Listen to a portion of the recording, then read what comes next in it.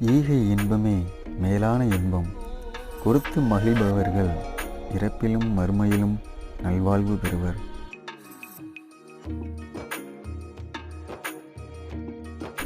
பிறரின் இகழ்ச்சியைக் கண்டு கோபம் கொள்ளாமலும் சண்டையிடாமலும் பொறுத்து கொள்பவனே அறிஞன்.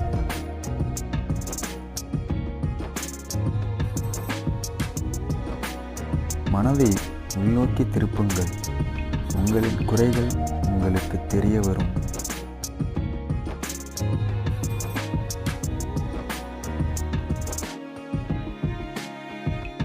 உலகம் உள்ளவரை இன்பம் துன்பம் இரண்டும் இருந்து கொண்டுதான் இருக்கும். வீணாக 1000 வார்த்தைகள் கூறுவதை விட மனதிற்கு இதம் தரும் ஒரு சொல் உயர்வானது. வேண்டாதவற்றை கடல் அலைகள் கரையில் தள்ளிவிடுவது போல ஒழுக்கமற்றவரின் நட்பை அறவே ஒதுக்கி விடுவது நல்லது.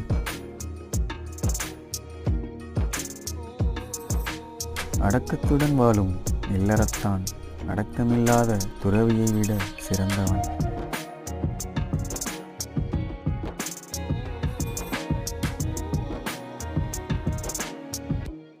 மன்னிக்கும் குணத்தால் மனதில் அன்பு பெருகும்.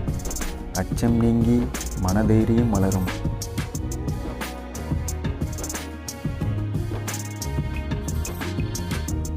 பால் போல மனம் மென்மையாக இருக்க வேண்டும்.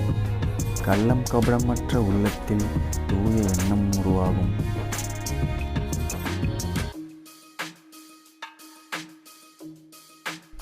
பொய்யை விலக்கிவிட்டு உண்மையை மட்டும் பேசுவது என்பது மிகவும் அரிதான செயல்தான்.